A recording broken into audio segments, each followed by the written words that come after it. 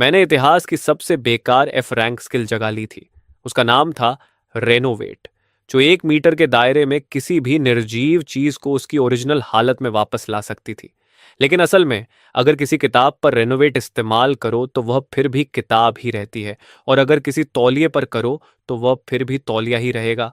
इसी वजह से जॉम्बी अपोकलिप्स के तीसरे महीने में मेरी गर्लफ्रेंड आखिरी आधा पैकेट बिस्किट्स लेकर किसी दूसरे आदमी की कार में बैठकर चली गई, और एक बार भी पीछे मुड़कर नहीं देखा। जाने से पहले उसने मेरे पैरों के पास एक खाली इंस्टेंट नूडल्स का कप फेंक दिया, जैसे किसी कुत्ते को हड्डी फेंकते हैं, और बोली, चेरी, मुझसे नाराज मत होना, तुम्हारी स्किल बहुत ज्यादा बेकार है। तुम्हारे साथ रहूंगी तो देर सवेर मैं भूख से मर जाऊंगी। उसकी बात सुनकर मैं मायूस होकर उस खाली कप को घूरता रहा। तभी अचानक मेरे दिमाग में एक पागल सा ख्याल आया, रेनोवेट। और उसी पल एक तेज बफ बुर्गिन्यों की खुशबू अचानक फैल गई। फटे हुए ढक्कन के नीचे नूडल्स बिल्कुल सही हालत में रखे हुए थे, और साथ में 3 सीजनिंग के सशे भी मौजूद थे। मैं पूरी तरह हैरान रह गया। असल में मेरी स्किल बेकार नहीं थी, बल्कि हम सब ने उसे गलत समझ लिया था। रेनोवेट का असली मतलब किसी चीज को 1 सेकंड पहले वाली हालत में लौटाना नहीं था, बल्कि उसकी असली शुरुआत, यानी जब वह बनाई गई थी उस ओरिजिनल अवस्था में वापस लाना था। एक खाली इंस्टेंट नूडल्स कप की ओरिजिनल हालत खाली नहीं बल्कि सील्ड और पूरी तरह भरा हुआ कप होती है। उसी पल मेरा दिल सीने में जोर जोर से धड़कने लगा। डर की वजह से नहीं, बल्कि शुद्ध उत्साह की वजह से। मैंने चारों तरफ इस लूटी हुई सुपरमार्केट को देखा। शेल्फ पर हर तरह के फटे स्नैक पैकेट, खाली पानी की बोतलें और अलग अलग पैकिंग बिखरी हुई थी। दूसरों की नज़र में यह सब सिर्फ कूड़ा था, लेकिन मेरी नज़र में अब यह एक खत्म न होने वाला खजाना था। मैंने तुरंत नूडल्स उबालने की जल्दी नहीं की, क्योंकि अपोकलिप्स में खाने की खुशबू अनचाहे मेहमानों को बुला सकती थी। इसलिए मैं सावधानी से दुकान की पहली मंजिल के स्टोर रूम में चढ़ गया और भारी शेल्फ खींच कर दरवाज़ा बंद कर दिया। सुरक्षित होने के बाद मैंने अपना एक्सपेरिमेंट शुरू किया। मैंने खाली नूडल्स का कप जमीन पर रखा और मन ही मन कहा, रेनोवेट। एक हल्की सी लहर सी उठी, जो आंखों से लगभग दिखती भी नहीं थी, और तुरंत एक नया नूडल्स का कप फिर से प्रकट हो गया। मैंने अपनी जबरदस्त खुशी को दबाया और बार बार यही करता रहा। 10 मिनट बाद मेरे सामने नूडल्स के 60 कप का छोटा सा पहाड़ बन चुका था। मेरी स्किल का कूल डाउन सिर्फ 10 सेकंड था। इसका मतलब था कि मेरे लिए इंस्टेंट नूडल्स अब अनंत हो चुके थे। तभी मेरी नजर पास पड़ी एक खाली मिनरल वाटर की बोतल पर गई, रेनोवेट, और तुरंत 500 मिलीलीटर की साफ पानी से भरी बोतल सामने आ गई।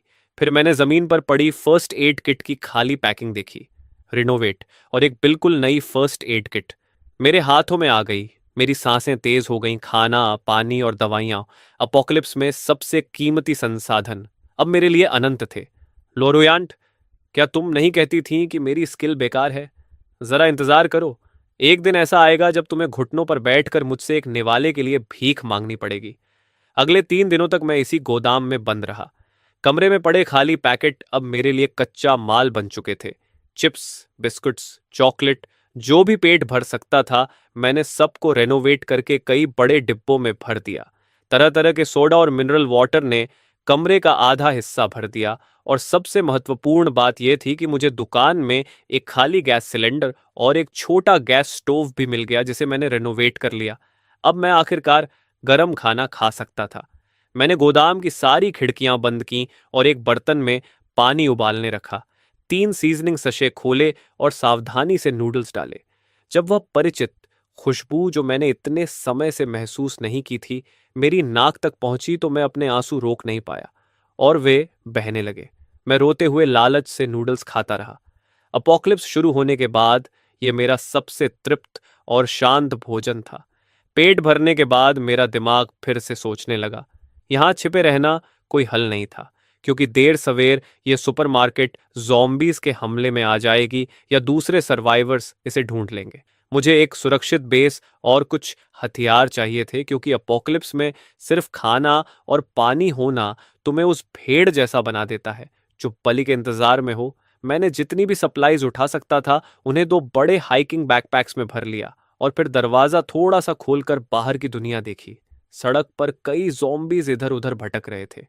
मैंने गहरी सांस ली और अपने हाथों में कस कर पकड़ा हुआ वह किचन नाइफ थाम लिया, जिसे मैंने इतना तेज कर लिया था कि वह रेजर ब्लेड जितना धारदार था।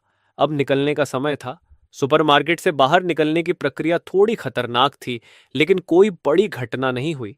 मैंने दुकान के पीछे की जटिल गलियों का फायदा उठाकर ज्यादातर ज़ॉम्बीज से पीछा छुड़ा लिया।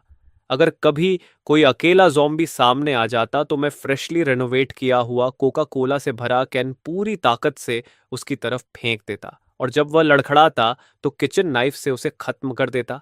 मेरा लक्ष्य शहर के पश्चिम में स्थित लैंगन रेजिडेंशियल कॉम्प्लेक्स था। यह शहर का मशहूर लग्जरी रेजिडेंशियल एरिया था, जहां पूरा सिक्योरिटी सिस्टम और ऊंची मोटी दीवारें थीं, इसलिए अपोकलिप्स के शुरुआती दौर में शायद ये कुछ समय तक टिक सकता था। और सबसे महत्वपूर्ण बात यह थी कि वहीं मेरे माता पिता का घर था। जब अपोकलिप्स शुरू हुआ तब मैं कॉलेज में था और उनसे मेरा संपर्क टूट गया था। उन्हें ढूंढना अब मेरी सबसे बड़ी ऑब्सेशन बन चुका था। लेकिन लंगन कॉम्प्लेक्स तक पहुंचने का रास्ता मेरी उम्मीद से कहीं ज्यादा कठिन निकला। शहर पूरी तरह ठप पड़ चुका था। छोड़ी हुई कारों ने हर मुख्य सड़क को बंद कर दिया था। रास्ते में मैंने अनगिनत इंसानी त्रासदियां और थोड़े से बचे खाने के लिए लोगों के बीच भयानक झगड़े देखे। उसी समय मुझे एहसास हुआ कि लोरुयंट का मुझे धोखा देना शायद इस निर्दयी दुनिया की सबसे छोटी बात थी, क्योंकि यहां इंसानियत तो बहुत पहले ही टूट चुकी थी। तीसरे दिन की रात ढलते ढलते मैं आखिरकार लंगन कॉम्प्लेक्स के पास पहुंच गया। ऊंचा लोहे का गेट मजबूती से बंद था और दीवार के ऊपर कुछ लोगों की परछाइयां दिखाई दे रही थीं जो पहरा दे रहे थे। जाहिर है यह जगह अब बचे हुए लोगों का एक मजबूत किला बन चुकी थी। मैं थोड़ी दूरी पर छिपकर काफी देर तक सब कुछ देखता रहा। इस कॉम्प्लेक्स के अंदर जाने के लिए पहले जांच से गुजरना पड़ता था, इसलिए मैंने अपना बैकपैक फिर से व्यवस्थित किया और अपनी ज्यादातर राशन को एक अच्छी तरह छिपे हुए नाले के ढक्कन के अंदर छुपा दिया। अपने पास सिर्फ 2 पानी की बोतलें और एक पैकेट बिस्कुट रखा। फिर मैं मुख्य गेट की तरफ बढ़ा और खुद को एक साधारण शरणार्थी की तरह दिखाने लगा। तभी दीवार के ऊपर से एक आवाज गूंजी, अरे वहां कौन है? मैंने तुरंत दोनों हाथ ऊपर उठा दिए और सिर उठाकर अपना धूल से भरा चेहरा दिखाया और कहा, मैं यहाँ का निवासी हूँ। मेरा नाम लिनफन है। मैं बिल्डिंग 17 में रहता हूँ। ऊपर खड़ा आदमी कुछ पल चुप रहा, जैसे वह किसी टोकी वोकी के जरिए जानकारी की पुष्टि कर रहा हो। थोड़ी देर बाद लोहे का गेट थोड़ा सा खुला और एक आदमी बाहर आया। उसके चेहरे पर शक भरा भाव था और हाथ में स्टील की पाइप थी। उसने ठुड्डी उठाकर कहा, पहचान पत्र। मैंने अपनी जेब से पहले से तैयार किया हुआ पहचान पत्र निकाला और उसकी तरफ बढ़ा दिया। उसने जल्दी से उसे देखा और फिर मुझे सिर से पांव तक घूरते हुए पूछा, तुम अकेले हो? तुम्हारी राशन कहाँ है? यह सुनकर मैंने सिर झुका लिया और गले में हल्की घबराहट और डर मिलाकर कहा, रास्ते में सब लूट लिया गया। मेरे पास बस इतना ही थोड़ा सा खाना बचा है। आदमी ने भौहें सिकोड़ी।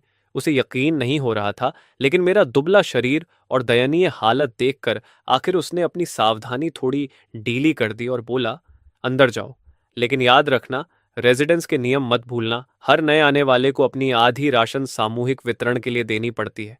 यह सुनकर मेरा दिल कस गया, लेकिन सौभाग्य से मैं पहले से तैयार था। मैंने आज्ञाकारी ढंग से सिर हिलाया और उसे एक पानी की बोतल और आधा पैकेट बिस्कुट दे दिया।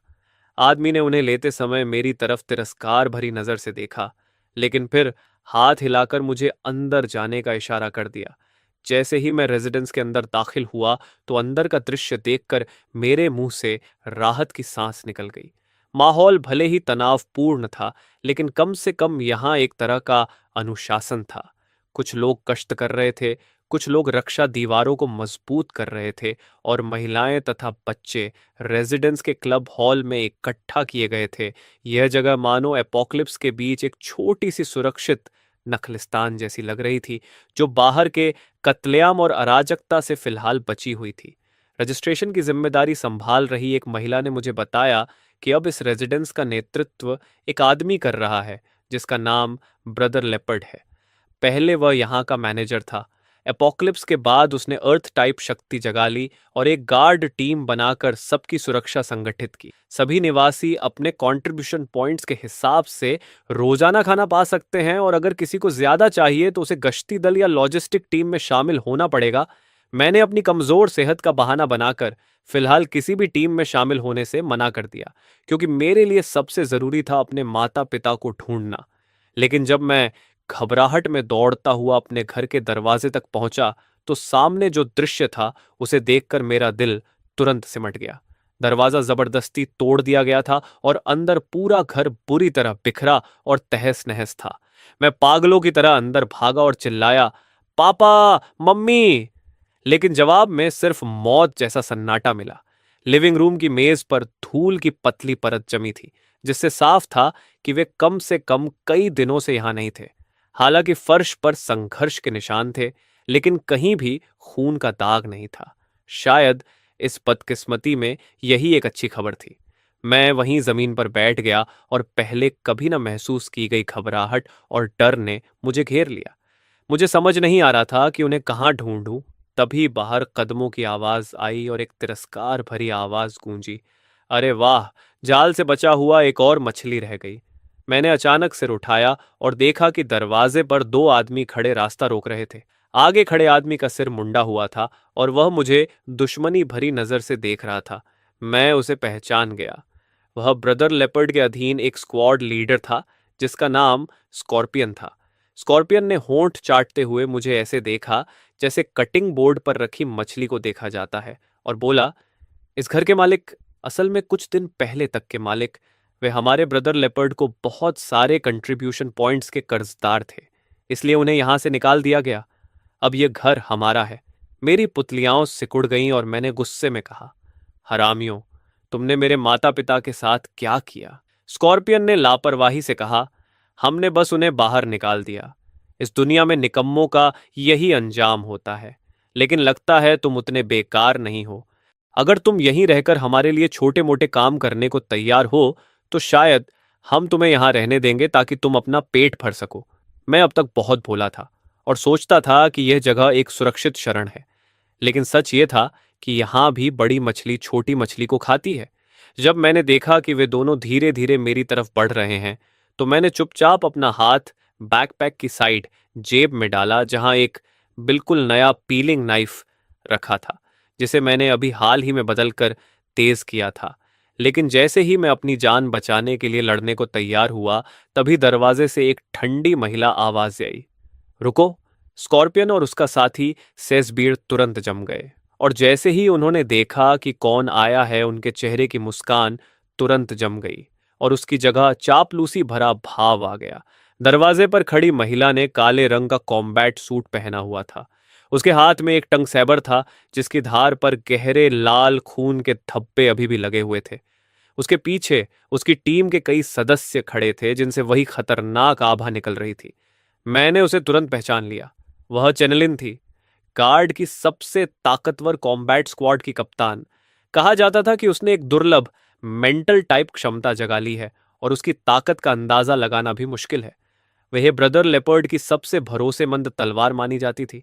चेनलिन ने स्कॉर्पियन को पूरी तरह नजरअंदाज किया और मेरी तरफ देखते हुए ठंडे स्वर में पूछा, यहां क्या हो रहा है? जैसे मुझे अचानक एक लाइफ बॉय मिल गया हो। मैंने तुरंत कहा, ये लोग मुझ पर हमला करना चाहते हैं। स्कॉर्पियन का चेहरा पीला पड़ गया और उसने जल्दी से सफाई देने की कोशिश की, कैप्टन चेन, इसकी बकवास मत सुनिए। इसके माता पिता हमारे ब्रदर लेपर्ड के कंट्रीब्यूशन पॉइंट्स के कर्जदार थे, इसलिए हम सिर्फ घर जब्त करने आए थे।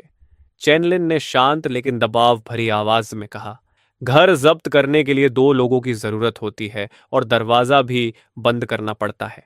उसकी आवाज ऊंची नहीं थी, लेकिन उसमें ऐसा दबाव था जिसे नजरअंदाज करना नामुमकिन था। फिर उसने ठंडे स्वर में कहा, तुम लोग अभी तक यहां खड़े क्या कर रहे हो? निकलो यहां से, स्कॉर्पियन। जैसे उसे माफी मिल गई हो, स्कॉर्पियन ने तुरंत अपने साथी को पकड़ा और दोनों जल्दी से वहां से भाग गए। एक बार खतरा टल गया तो मेरा तना हुआ शरीर ढीला पड़ गया और मैं लगभग गिर ही पड़ा। चेनेलिन ने हल्का सा भौहें सिकोड़ते हुए मुझे देखा और बोली, अब से उनसे दूर ही रहना। इतना कहकर, जैसे उसे दूसरों के मामलों में पड़ने का कोई शौक ना हो, वह मुड़कर जाने लगी। मैंने जल्दी से उसे आवाज दी। कैप्टन चेन, क्या आपको पता है मेरे माता पिता को कहाँ निकाला गया है? उनके नाम लिन यांगंगो और वांग सुमेत हैं। चैनलिन एक पल के लिए सोच में पड़ गई और बोली, उनके नाम कुछ जाने पहचाने लग रहे हैं। ब्रदर लेपर्ड ने सभी बूढ़े, कमजोर और बीमार लोगों को बाहर निकाल दिया था, जिनके पास कोई क्षमता नहीं थी और जो भारी काम नहीं कर सकते थे। उन्हें कॉम्प्लेक्स के उत्तरी गेट के बाहर एक छोड़ी हुई फैक्ट्री में भेज दिया गया। बहाने के तौर पर कहा गया कि वे वहां खुद अपना गुजारा करें। यह सुनकर मेरा दिल कस गया। एक छोड़ी हुई फैक्ट्री, वहां न खाना है न कोई पनाह। क्या यह सीधा मौत का इंतजार करने जैसा नहीं है? चेनलिन के जाने के बाद मैंने तुरंत दरवाजा बंद कर दिया। मुझे नॉर्थ गेट वाली फैक्ट्री तक जाना ही था। मुझे अपने माता पिता को ढूंढना था, लेकिन उससे पहले मुझे ताकत चाहिए थी। मैंने अपने बैकपैक से एक चॉकलेट बार निकाली और कुछ टुकड़े खाकर ताकत वापस पाई। तभी मेरी नजर उस स्टील की छड़ पर पड़ी जो स्कॉर्पियन जमीन पर छोड़ गया था। वह जंग लगी हुई थी और थोड़ा टेढ़ी भी थी। मैंने उस पर हाथ रखा और कहा, रेनोवेशन। तुरंत ही मेरी हथेली में एक बिल्कुल नई स्टील की छड़ आ गई जो ठंडी धातु की चमक के साथ चमक रही थी। लेकिन यह अभी भी काफी नहीं था। मैं किचन में भागा और वहां मुझे मेरे पिता का इकट्ठा किया हुआ आउटडोर सर्वाइवल किट मिल गया। उसके अंदर एक मल्टी फंक्शन मिलिट्री शवेल, एक सर्वाइवल एक्स और एक टैगर थी। वे सब इस्तेमाल न होने की वजह से थोड़ी कुंद हो चुकी थी। मैंने फिर कहा, रेनोवेशन। और तीनों हथियार तुरंत ही ऐसे धारदार हो गए जैसे अभी अभी फैक्ट्री से निकले हों। फिर मैंने रात होने का इंतजार किया और गश्ती दल की ड्यूटी बदलने के मौके का फायदा उठाकर कॉम्प्लेक्स के नॉर्थ गेट की तरफ चुपचाप निकल पड़ा। यह जगह मुख्य प्रवेश द्वार से कहीं ज्यादा सुनसान थी। वहां सिर्फ दो गार्ड ऊँघते हुए पहरा दे रहे थे। मैंने उन्हें सतर्क नहीं किया, बल्कि निगरानी कैमरों के अंधे कोने का फायदा उठाया और एक बिल्कुल नई रस्सी की मदद से 3 मीटर से भी ऊंची दीवार आसानी से पार कर ली। दीवार के पीछे एक खाली मैदान था और दूर एक फैक्ट्री की परछाई दिखाई दे रही थी जो किसी शांत स्टील के राक्षस जैसी लग रही थी। हवा में सड़न की हल्की बदबू तैर रही थी और बीच बीच में ज़ॉम्बियों की गुर्राहट सुनाई दे रही थी। मैंने अपनी स्टील की छड़ कसकर पकड़ी और झुककर सावधानी से आगे बढ़ने लगा। फैक्ट्री के करीब पहुंचते पहुंचते ज़ॉम्बियों की संख्या बढ़ती जा रही थी।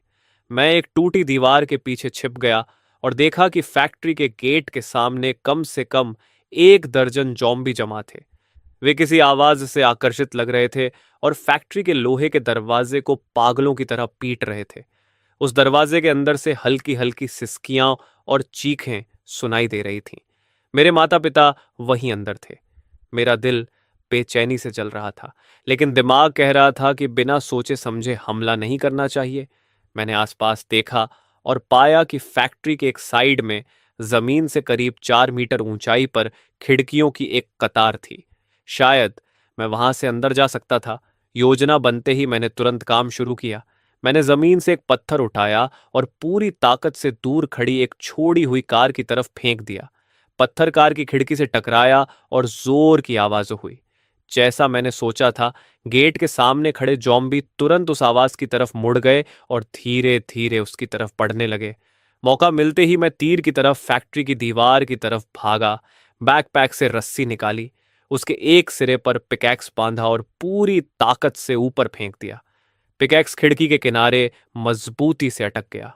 मैंने गहरी सांस ली और फुर्ती से रस्सी के सहारे ऊपर चढ़ गया। जल्दी ही खिड़की से अंदर घुसकर फैक्ट्री के भीतर पहुंच गया। अंदर एक विशाल उत्पादन हॉल था जहां जंग लगी मशीनें और बिखरे हुए पुर्जे हर जगह पड़े थे। टूटी छत से चांदनी की कुछ किरणें अंदर आ रही थीं और हॉल के दूसरे सिरे से दबे दबे रोने की आवाजें और झगड़े की आवाजें सुनाई दे रही थीं। मैं सावधानी से उस आवाज की तरफ बढ़ा और परित्यक्त मशीनों से घिरे एक कोने में मैंने दर्जनों बचे हुए लोगों को देखा। उनमें से ज्यादातर बूढ़े और बच्चे थे।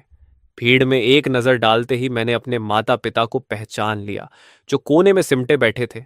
मेरी माँ घुटनों को सीने से लगाकर चुपचाप रो रही थी और मेरे पिता उसे कसकर पकड़े हुए लगातार दिलासा दे रहे थे। मेरी आंखें तुरंत आंसुओं से भर गईं। मैंने घुटी हुई आवाज में उन्हें पुकारा। मेरी आवाज सुनते ही सब लोग चौंक कर मेरी तरफ देखने लगे और उसी पल मेरे माता पिता ने भी अचानक सिर उठाया। जैसे ही उन्होंने मुझे देखा, उनके चेहरे पर हैरानी से लेकर अपार खुशी तक का भाव आ गया। मेरी माँ चिल्लाते हुए मेरी तरफ दौड़ी और हम तीनों इस निराशाजनक अपोकलिप्स के बीच एक दूसरे से कसकर लिपट गए। इस मिलन की खुशी ने सारी डर और अनिश्चितता को कुछ देर के लिए भुला दिया, लेकिन जल्द ही एक कर्कश आवाज ने इस गर्मजोशी भरे पल को तोड़ दिया। और तू कहाँ से टपक पड़ा? एक चेहरे पर बड़ा सा निशान वाला आदमी आगे बढ़ा। उसके पीछे कई मजबूत नौजवान खड़े थे और साफ था कि वही उनका नेता था। उसने मेरे भरे हुए बैकपैक पर लालची नजरों से देखते हुए मुझे ऊपर से नीचे तक घूरा और बोला, बुरा नहीं लड़के, अकेले यहां तक पहुंच गया। तेरे बैग में क्या है? जरा निकाल कर दिखा। मैंने अपने माता पिता को अपने पीछे कर लिया और ठंडी नजर से उसे देखते हुए कहा, ये मेरी चीजें हैं। वह निशान वाला आदमी व्यंग्य से हंसा और बोला, तेरी चीजें? यहां किसी की कोई चीज नहीं होती, यहां सिर्फ मेरी चीजें होती हैं। अगर समझदार है तो वह बैग मुझे दे दे, वरना। उसने अपने हाथ की माचेती हवा में उठाई और धमकी बिल्कुल साफ थी। उसके पीछे खड़े गुंडे भी मुझे घेरते हुए घूर रहे थे। आसपास बैठे बूढ़े और बीमार लोग यह सब देखकर गुस्से में थे, लेकिन कोई कुछ कहने की हिम्मत नहीं कर पा रहा था और बस मुझे दया भरी नजरों से देख रहे थे। मेरे पिता ने मुझे तुरंत पीछे खींच लिया और उस निशान वाले आदमी की तरफ देखकर मुस्कुराने की कोशिश करते हुए बोले, चीफ, मेरा बेटा नासमझ है। उसके बैग में बस थोड़ा सा खाना है, हम सब आपको दे देंगे। उसे झगड़ा मत कीजिए, रात भी काफी हो चुकी है। लेकिन निशान वाला आदमी ठंडी हंसी हंसते हुए बोला, अब मुझे सिर्फ उसका बैग नहीं चाहिए, मुझे उसकी खाल भी चाहिए। और इतना कहते ही उसने हाथ बढ़ाकर मुझे पकड़ने की कोशिश की। मेरी आंखों में बर्फ जैसी ठंडी चमक उभरी और पीछे हटने की बजाय मैं आगे बढ़ गया। मेरे हाथ में पकड़ी स्टील की पाइप ने एक अजीब से कोण पर उसके कलाई पर जोरदार वार किया और साथ ही एक सूखी सी कड़क की आवाज आई। उस बलाफरा की कलाई तुरंत ही अस्वाभाविक तरीके से मुड़ गई। सब लोग हक्का बक्का रह गए। किसी को उम्मीद नहीं थी कि मेरे जैसा कमजोर दिखने वाला लड़का भी खुद का बचाव करने की हिम्मत करेगा। बलाफरा दर्द और गुस्से से मुंह बिगाड़े, पसीने में भीगा हुआ चीखा, तूने मुझे मारने की हिम्मत की, इसे पकड़ो, पकड़ो इसे पैदा होने का पछतावा करा दूंगा। बाकी गुंडे तुरंत हरकत में आए और चिल्लाते हुए मेरी तरफ झपट पड़े। मैंने बैग अपने माता पिता की बाहों में फेंक दिया और अपनी स्टील पाइप उठाकर हमले को रोकने के लिए तैयार हो गया। एक गुंडे ने मेरी तरफ लकड़ी का डंडा घुमाया।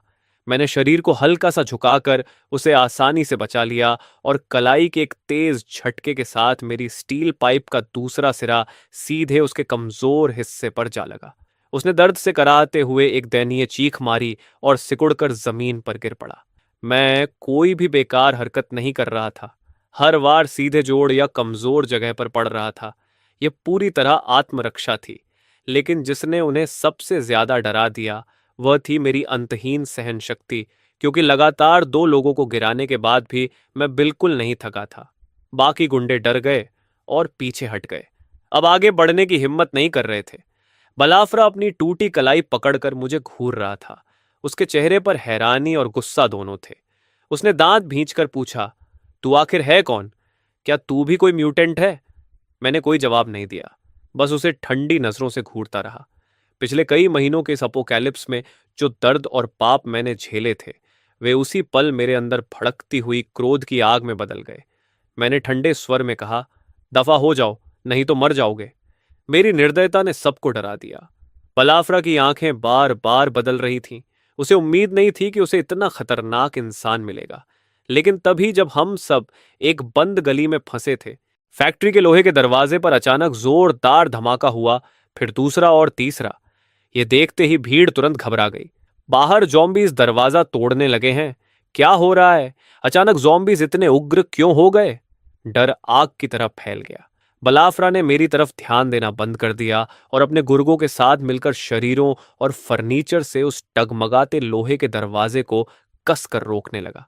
लेकिन जॉम्बीज बहुत ज्यादा थे और लोहे का दरवाजा लगातार हथौड़े की तरह पड़ती चोटों से बुरी तरह टेढ़ा हो गया। कुंडी चरमराने लगी, मानो किसी भी पल टूट जाएगी।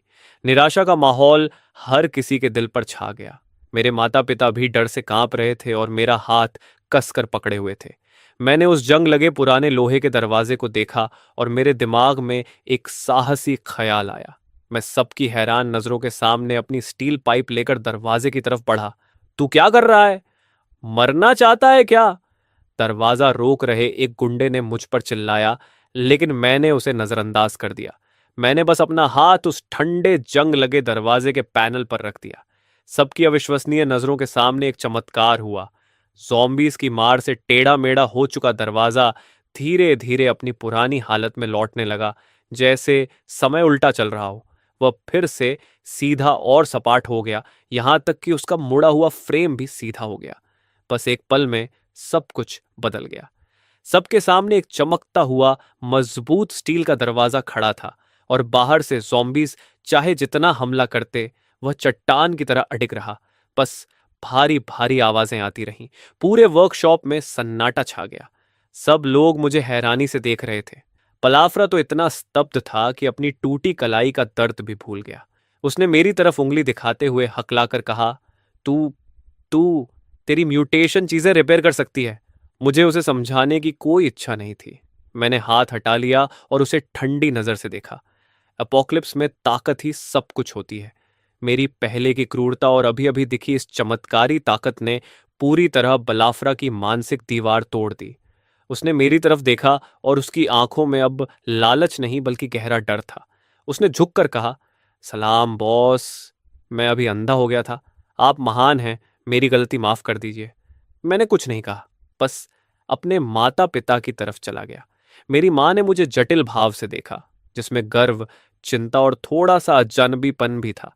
मैंने उनका हाथ पकड़कर उन्हें भरोसा दिलाया, माँ डर मत, मैं यहां हूं। फिर मैंने उस बड़े बैग से एक सेल्फ हीटिंग मील बॉक्स, एक सॉसेज और शुद्ध पानी की बोतल निकाली और कहा, पापा मामान पहले कुछ खा लो। खाने की खुशबू फैलते ही सबकी नजरें उधर टिक गईं। न जाने कब से भूखे बचे हुए लोग मेरे माता पिता के हाथों में पकड़े खाने को लालची निगाहों से देखते हुए जोर जोर से लार निगल रहे थे, और बलाफ्रा और उसके लोग तो और भी ज्यादा। इस अपोक्लिप्स में जहां खाना सोने से भी ज्यादा कीमती था, मैं ऐसे ही ढेर सारी चीजें निकाल सकता था जैसे कुछ हुआ ही ना हो। इससे वे लोग दरवाजा ठीक होने से भी ज्यादा चौंक गए। सब कुछ संभालने के बाद मैंने फिर कराकोरतादा की तरफ देखा और शांत आवाज में कहा, अब से यहां का नेता मैं हूं। मेरी आवाज तेज नहीं थी, लेकिन सबके कानों तक साफ पहुंच गई। काराकोरटाडा का चेहरा आखिर सख्त हो गया। फिर उसने सिर झुका दिया और हार मान ली। फैक्ट्री बेस पर कब्जा करना मेरी उम्मीद से भी आसान निकला। पूर्ण ताकत और अनगिनत राशन के सामने काराकोरतादा की थोड़ी बहुत इज्जत की कोई कीमत नहीं थी। अपोक्लिप्स में इज्जत किस काम की? आदमी भी एक संसाधन ही होता है। मैंने उन्हें पहरा देने और आसपास सफाई करने का काम दे दिया, जबकि मैं खुद खाने और लॉजिस्टिक्स संभालने लगा।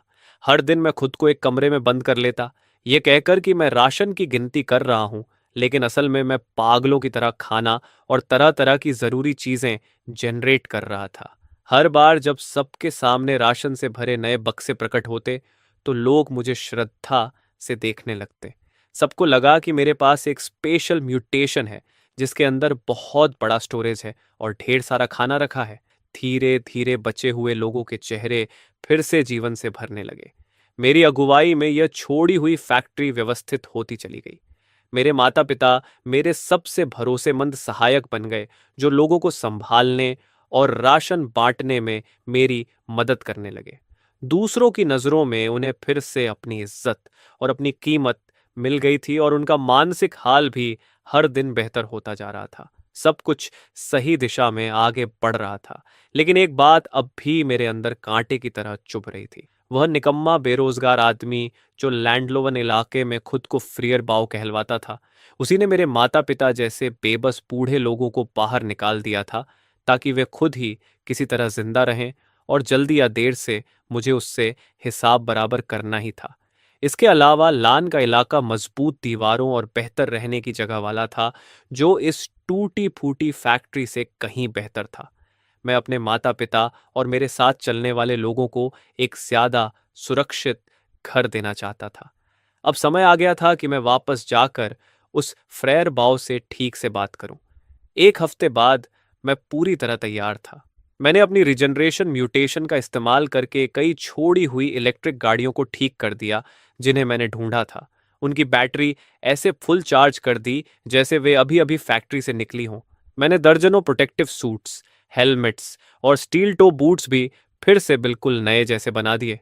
हथियारों के मामले में स्टील की रॉड और कुल्हाड़ियों के अलावा मैंने फैक्ट्री की स्टील रॉड्स को तेज करवाकर कई मजबूत भाले भी बनवा लिए। जहां तक बलाफ्रा और उसके खास आदमियों की बात थी, वे अब पूरी तरह मेरे वफादार बन चुके थे। मैंने उन्हें भरपूर खाना और गर्म कपड़े दिए थे, जो इस भयानक अपोकलिप्स में आसमान से गिरी नेमत जैसा था। मैंने सबसे ताकतवर और मजबूत 20 लोगों को चुना, जिनमें बलाफ्रा भी शामिल था। निकलने से पहले मैंने पूरी तरह सुसज्जित टीम को देखा और उन्हें प्रेरित करने के लिए बस एक सीधी बात कही।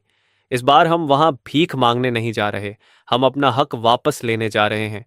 लैंड लोन इलाके की दीवारें मजबूत हैं और घर आरामदायक हैं। हम वहीं सच में सुरक्षित घर बनाएंगे। जो भी मेरे साथ आने को तैयार है, गाड़ियों में बैठ जाए। किसी ने भी हिचकिचाहट नहीं दिखाई। मेरी चमत्कारी ताकतें देखने के बाद वे लगभग आंख बंद करके मुझ पर भरोसा करते थे। 20 लोगों का हमारा काफिला शानदार तरीके से लैंडलोन की ओर बढ़ चला। जब हम लैंडलोन इलाके के उत्तरी दरवाजे पर पहुंचे तो दीवार पर खड़े गार्डों ने हमें तुरंत देख लिया।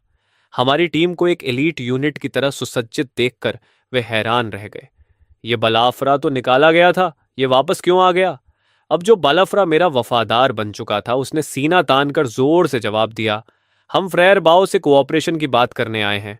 गार्ड ने उसकी बात सुनकर व्यंग्य से हंसी उड़ाई। कून ऑपरेशन? सिर्फ तुम लोग? मैं गाड़ी से उतरा, आगे बढ़ा और सामान्य स्वर में कहा, जाकर फ्रियर बाओ से कहो कि वह लड़का वापस आ गया है। गार्ड मुझे नहीं जानता था, लेकिन मुझे सबके बीच केंद्र में देखकर उसे समझ आ गया कि मैं कोई महत्वपूर्ण व्यक्ति हूं। उसने थोड़ी देर सोचा और फिर अपने वॉकी टॉकी से ऊपर खबर दे दी। जल्द ही उत्तरी गेट खुल गया और फ्रेयर बाओ लोगों के एक समूह के साथ बाहर आया। उनमें स्क्वाड चेनलिन की पूर्व कप्तान चेनलिन भी थी। फ्रेयर बाओ 40 के आसपास का मोटा आदमी था, जिसकी आंखों में चालाकी और घमंड साफ दिखता था। हमारी टीम को और खासकर हमारे नए उपकरण और ऊंचे मनोबल को देखकर उसकी आंखों में हैरानी और लालच की चमक उभरी। वह हंसते हुए बोला, मैं सोच रहा था ये कौन हो सकता है, तो निकला छोटा लिनफन। कई दिनों से नहीं मिले, बताओ जवान लिन, कहाँ से इतनी दौलत कमा लाए? मैंने शांत स्वर में कहा, फ्रेयर बाओ, सीधे लोग घुमा फिराकर बात नहीं करते। मैं चाहता हूं कि मेरे आदमी लैंड लोवन इलाके में बसें। लेकिन फ्रारे बाओ जोर से हंस पड़ा, जैसे उसने कोई बहुत अच्छा मजाक सुन लिया हो। छोटे लिन, लगता है तुम अभी भी सपने में हो। लान का इलाका मैंने जीता है। किस हक से तुम चाहते हो कि तुम्हारे लोग यहां रहें? मैंने कहा, सिर्फ इसके आधार पर। मैंने उंगलियां चटकाई और मेरे पीछे खड़े बलाफरा ने एक बक्सा लाकर खोला। उसके अंदर पूरी तरह सीलबंद कंप्रेस्ड बिस्किट्स भरे थे। ये देखते ही फ्रेयर बाओ की हंसी तुरंत रुक गई। उसके पीछे खड़े गार्ड भी हैरान होकर सांस रोके देखने लगे। हालांकि लैंडे लोवन की रक्षा अच्छी थी, लेकिन वहां बहुत ज्यादा लोग थे, खपत बहुत ज्यादा थी और खाना हमेशा बेहद कम पड़ता था। उनकी रोज की राशन बस काले ब्रेड का एक टुकड़ा होता था। फ्रेयर बाओ ने घूरते हुए पूछा, इतना खाना तू कहां से लाया? मैंने कंधे उचकाते हुए कहा, यह जानने की जरूरत नहीं कि मैं कहां से लाता हूं, बस ये बताओ, कोऑपरेशन करोगे या नहीं? फ्रेयर बाओ की आंखें चमक उठीं। कैसा कोऑपरेशन? मैंने कहा, बहुत आसान। मेरा समूह यहां बसता है, हम खाने का एक हिस्सा देंगे, तुम लोग परिसर की सुरक्षा संभालो और हम इस जगह को मिलकर चलाएंगे। ये सुनते ही फ्रेयर बाओ का चेहरा काला पड़ गया। लड़के, तुम्हारी औकात से ज्यादा ख्वाहिशें हैं। मैं एक बेस का नेता हूं, मैं किसी अनजान लड़के के साथ बराबरी पर कैसे साझेदारी करूं? मैंने शांत स्वर में कहा, यही मेरी शर्त है। अगर तुम नहीं मानते तो हम जबरदस्ती अंदर आएंगे। फ्रेयर बाओ जोर से हंसा, जबरदस्ती? सिर्फ तुम्हारे 20 आदमी?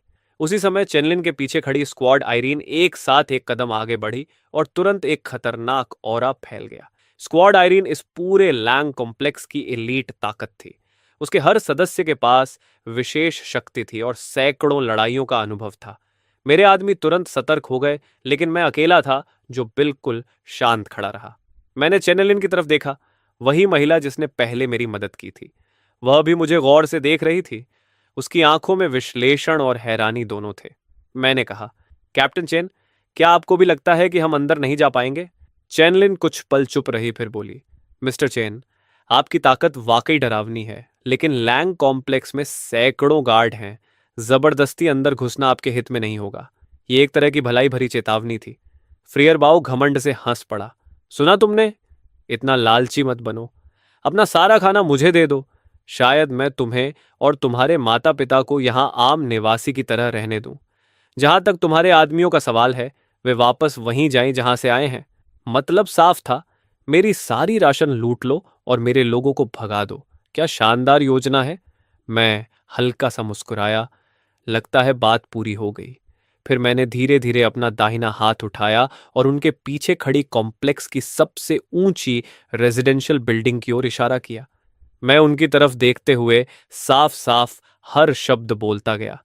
मैं तुम्हें आखिरी मौका देता हूं, मुझे अंदर आने दो, नहीं तो मैं इस इमारत को गायब कर दूंगा। मेरी बात के बाद कुछ पल का अजीब सन्नाटा छा गया। फिर अचानक जोरदार ठहाके गूंज उठे। फ्रेयर बाओ तो हंसते हंसते आंखों में आंसू तक ले आया। चेनलिन ने यह सुना और बोली, यह तो इस साल की सबसे मजेदार जोक है। लेकिन चेनलिन हंस नहीं रही थी। वह बस मुझे गंभीर चेहरे से घूर रही थी। उसे महसूस हो गया था कि मैं मजाक नहीं कर रहा। और सच भी यही था, मैं मजाक नहीं कर रहा था। मैंने अपनी मुस्कान मिटा दी और उलटी गिनती शुरू कर दी।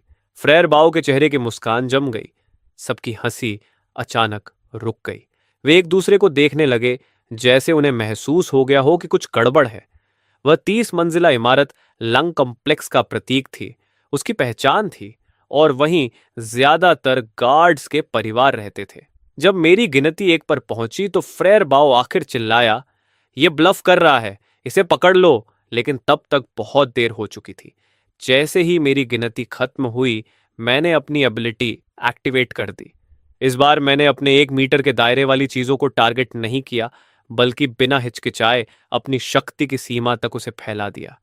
एक पल में मैंने 100 मीटर से ज्यादा दूर खड़ी उस विशाल इमारत को टारगेट किया और मन ही मन कहा, रिफ्रेश।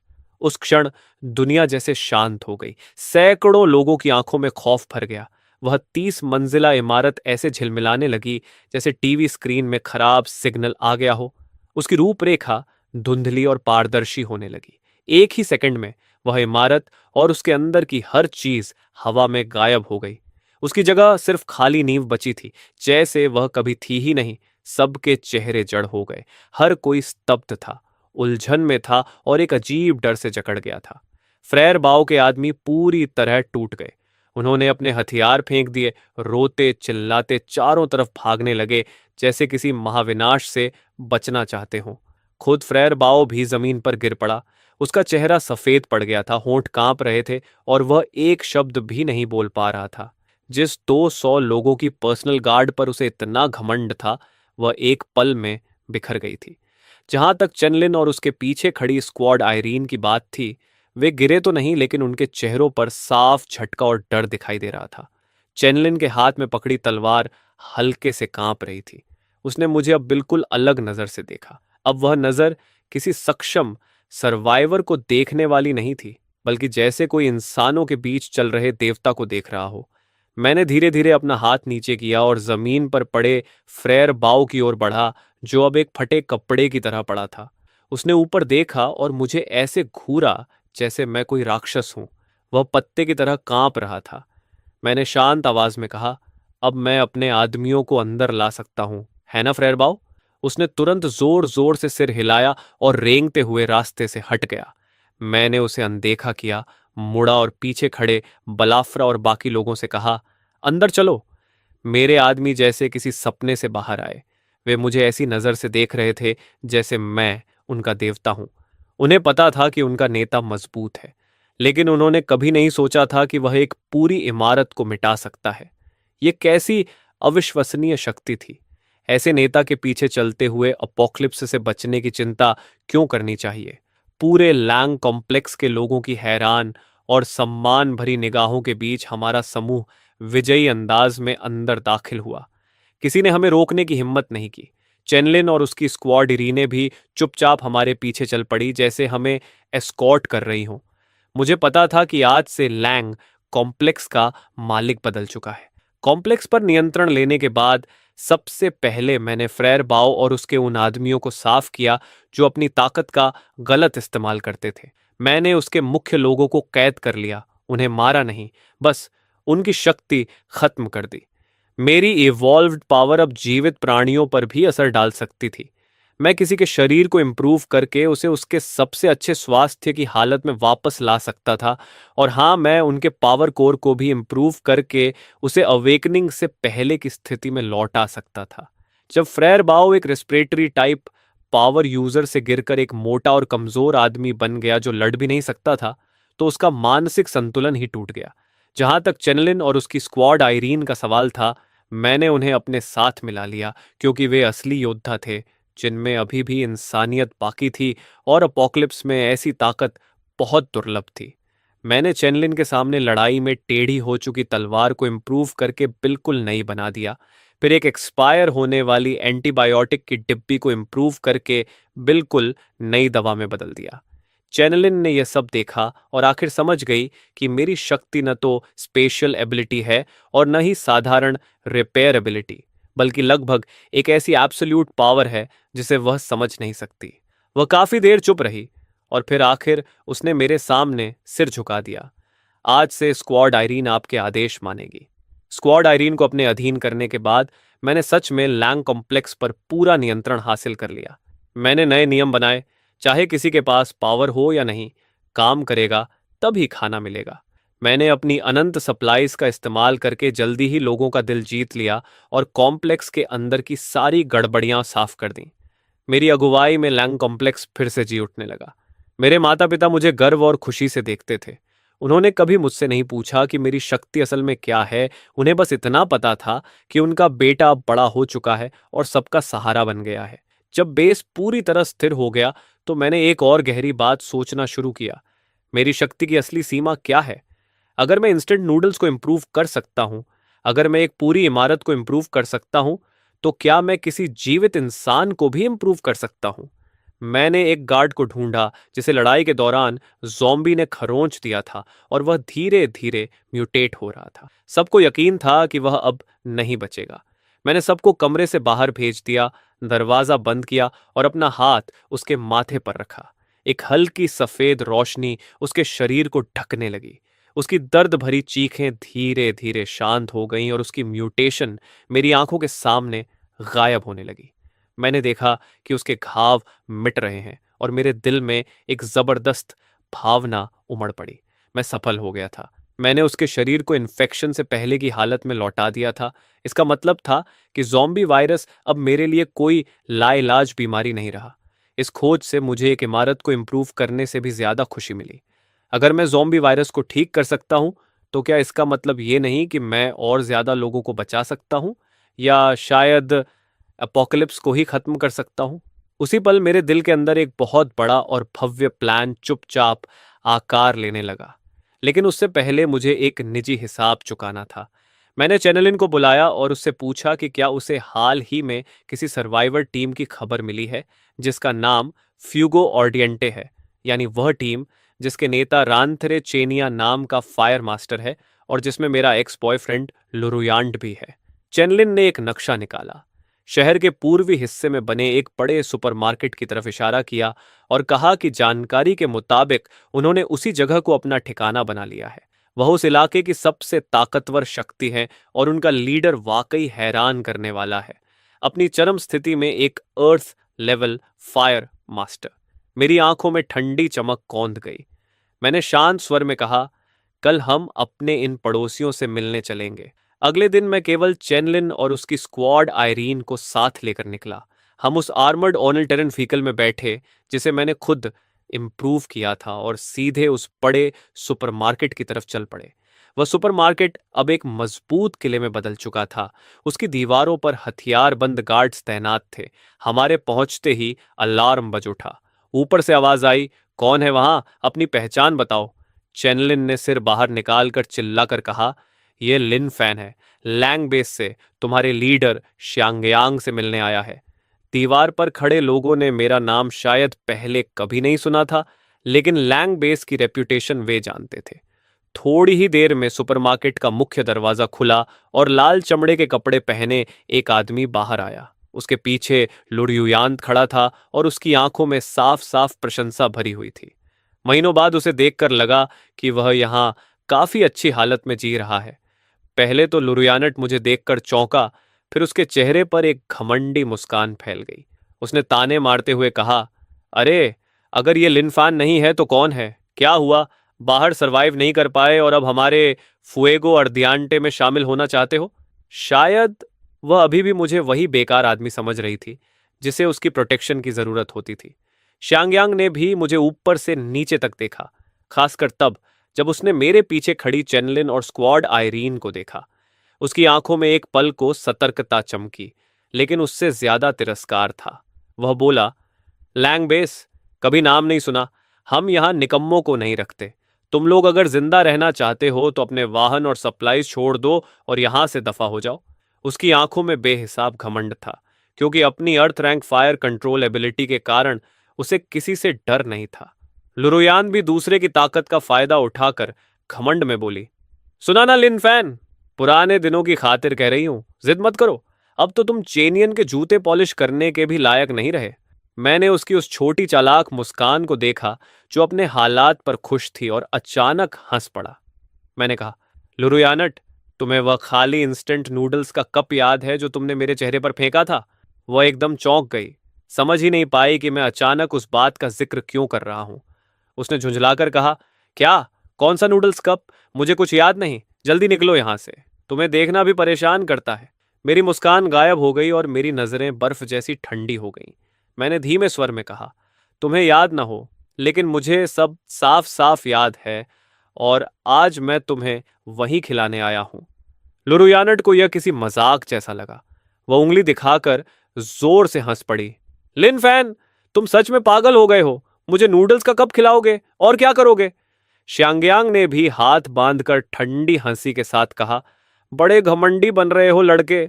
लगता है अगर तुम्हें अच्छी तरह सबक न सिखाया तो तुम्हें मौत का मतलब ही नहीं पता चलेगा।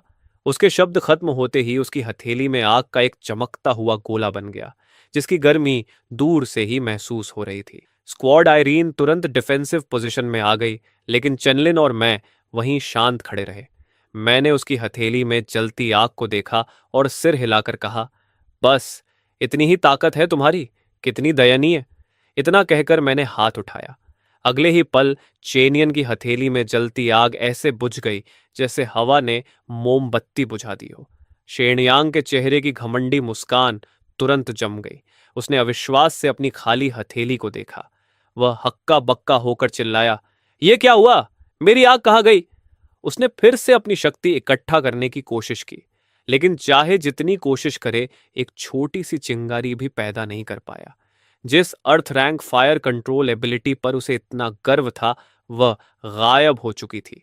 वह डर से उंगली दिखाकर चिल्लाया, तुमने मेरे साथ क्या किया चेनिया? मैंने कोई जवाब नहीं दिया। मैं बस मुड़ा और डर से जमी हुई लुरुयानट को देखा। मैंने ठंडे स्वर में कहा, अब समझ में आया कि मैं किस चीज पर भरोसा करके यहां आया हूं।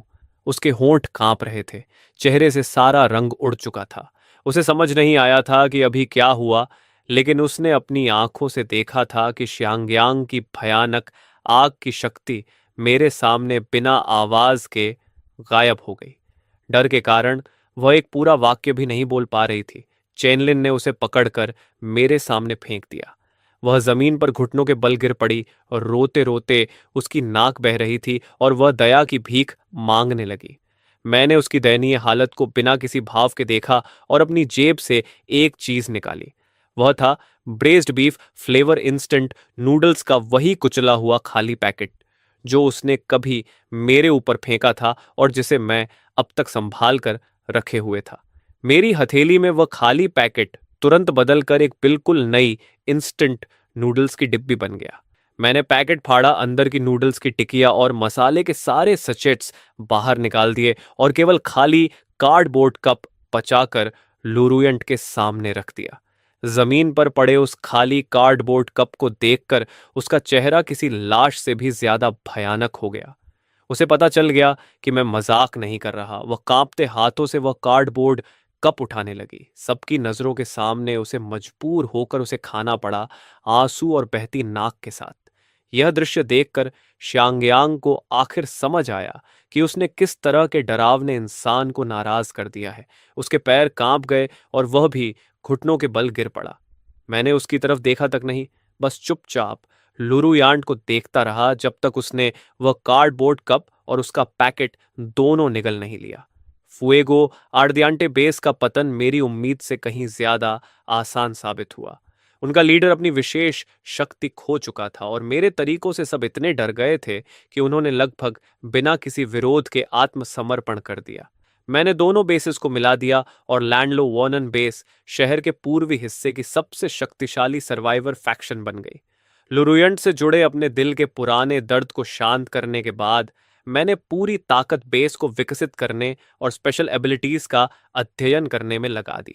मेरी उस शक्ति की खबर, जो ज़ॉम्बी वायरस को ठीक कर सकती थी, चाहे इन्फेक्शन शुरू हो चुका हो, एक दिन पूरे दुनिया को हिलाकर रख देने वाली थी। उसे पहले कि मेरे पास खुद को सुरक्षित रखने की पूरी ताकत होती, मुझे यह राज छुपाकर रखना था।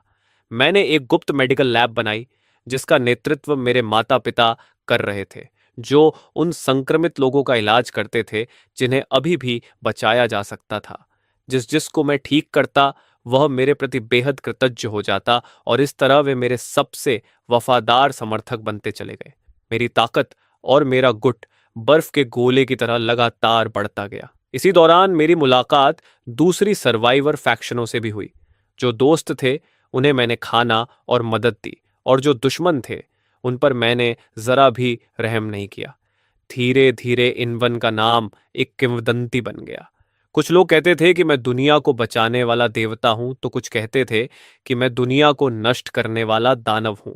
लेकिन चाहे वे कुछ भी कहते, एक सच्चाई से कोई इनकार नहीं कर सकता था। मैं इस पोस्ट एपोकैलिप्टिक दुनिया के शिखर पर पहुंच चुका था। प्रलय के 5वें साल तक लोवन की बेस फैलकर एक विशाल शहर बन चुकी थी, जिसमें 1 लाख लोग रहते थे। हमारे पास बेहतरीन रक्षा प्रणाली थी, आत्मनिर्भर खेती थी और एक ऐसा समाज था जहां व्यवस्था फिर से स्थापित हो चुकी थी। यहाँ लोगों के चेहरों पर मुस्कान वापस लौट आई थी, और मैं इस शहर का निर्माता और रक्षक देवता होने के बावजूद बहुत कम सार्वजनिक रूप से दिखाई देता था। ज्यादातर समय मैं शहर के केंद्र में सबसे ऊंची मीनार पर खड़ा होकर उस शहर को देखता रहता जिसे मैंने अपने हाथों से बनाया था। मेरी विशेष शक्ति भी अब बहुत आगे बढ़ चुकी थी। अब मुझे किसी चीज को पुनर्स्थापित करने के लिए उसे छूने की भी जरूरत नहीं थी। बस मेरी दृष्टि के क्षेत्र में आना काफी था।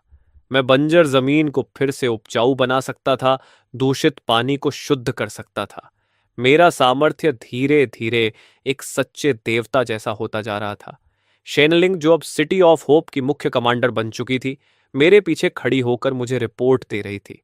सिटी लॉर्ड, पश्चिम की तरफ जॉम्बियों की भीड़ तेजी से करीब आ रही है, और उनका नेता एक एस क्लास म्यूटेंट जॉम्बी है जिसकी बुद्धि हमने पहले कभी नहीं देखी। एस क्लास जॉम्बी इस प्रलय की सबसे खतरनाक श्रेणी थे, जिनके पास पूरी एक शहर को मिटा देने की शक्ति होती थी। यह सुनकर मेरी नजर दूर तक गई और मैंने जॉम्बियों की उस काली लहर को देखा जो सब कुछ कुचलती चली आ रही थी। उस लहर के बीचों बीच सफेद हड्डियों के सिंहासन पर बैठा एक जॉम्बी था, जैसे कोई सम्राट हो। उसने भी मानो मेरी नजर महसूस कर ली और उसकी लाल आंखें हवा में मेरी आंखों से टकराईं। एक भयानक मानसिक दबाव हजारों मील पार करता हुआ मुझ पर आ गिरा। शेनलिंग के मुंह से एक कराह निकल गई और उसका चेहरा तुरंत पीला पड़ गया, लेकिन मैंने बस हाथ हिलाया और वह दबाव तुरंत खत्म हो गया। मैंने पूछा, क्या सब तैयार है? शेनलिंग ने गहरी सांस ली और दृढ़ नजर से बोली, सिटी ऑफ होप आपके साथ जिएगी और आपके साथ मरेगी। मैं मुस्कुराया और सिर हिलाया, नहीं, हम नहीं मरेंगे। फिर मैं उसकी तरफ मुड़ा और इस शहर के हर निवासी को देखा। अब समय आ गया है कि इस प्रलय का अंत हो।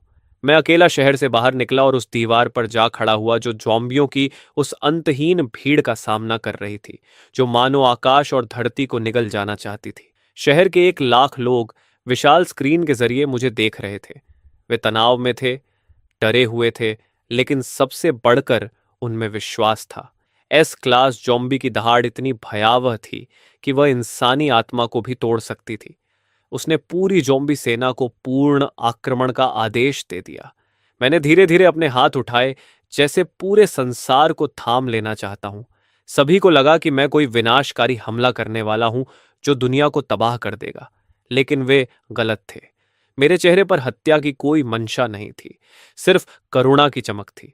मेरी विशेष शक्ति विनाश के लिए नहीं, पुनर्जन्म के लिए थी। मैंने आंखें बंद की और बिना किसी रोक टोक के अपनी सारी शक्ति मुक्त कर दी। वह किसी एक जॉम्बी या किसी एक जगह को निशाना नहीं बना रही थी, बल्कि इस पूरे संसार को जो घावों और बीमारी से सड़ चुका था। उसी क्षण समय जैसे थम गया। एक विशाल और कोमल प्रकाश, जिसका वर्णन शब्दों में नहीं किया जा सकता, मेरे शरीर से निकलकर पूरी दुनिया में फैल गया। जहां जहां वह रोशनी पहुंची, वहां उग्र जोम्बी अचानक रुक गए। उनके सड़ते हुए शरीर ठीक होने लगे और उनकी धुंधली आंखों में फिर से स्पष्टता लौट आई। उनकी आंखों की हिंसा और खून की प्यास की जगह अब भ्रम और मानवता ने ले ली। वह प्रकाश जमीन पर भी फैल गया और सूखी धरती से फिर से हरी घास उगने लगी। काले भयावह बादल छोट गए और एक साफ नीला आसमान दिखाई देने लगा, जैसा बहुत समय से किसी ने नहीं देखा था। सफेद हड्डियों के सिंहासन पर बैठा एस क्लास जॉम्बी भयभीत होकर अपने बदलते शरीर को देख रहा था। उसने विरोध करने की कोशिश की, लेकिन वह उस शक्ति को रोक नहीं सका जो दुनिया के मूल नियमों से निकली थी। अंत में वह भी फिर से इंसान बन गया और अपनी ही हथेलियों को अविश्वास से देखने लगा। पूरी दुनिया का पुनर्जन्म हो चुका था। जो भी लोग वायरस से संक्रमित थे, वे सब सामान्य हो गए। प्रलय से तबाह हो चुकी सारी धरती फिर से जीवन से भर गई। ऐसा लगा जैसे 5 साल तक चला वह दुस्वप्न सिर्फ एक भ्रम था। सिटी ऑफ होप पूरी तरह खामोश हो गई। हर कोई स्क्रीन के जरिए इस चमत्कार को अविश्वास से देख रहा था। पता नहीं कितना समय बीता, फिर अचानक एक व्यक्ति खुशी से रो पड़ा, फिर दूसरा, फिर तीसरा, और देखते देखते पूरी शहर में गूंजती हुई खुशियों की आवाज उठने लगी, जो नए जन्म में संसार में गूंजती चली गई। वे सब मेरा नाम पुकार रहे थे। मैं दीवार पर खड़ा ताजी हवा को महसूस कर रहा था। जब मैंने सिर घुमाया तो मैंने शेनलिंग को देखा, अपने माता पिता को देखा और अनगिनत खुश चेहरे देखे जो उम्मीद से भरे थे। मैं मुस्कुराया। मेरे सामने रखा इंस्टेंट नूडल्स का कटोरा अब अनंत बार भर सकता था।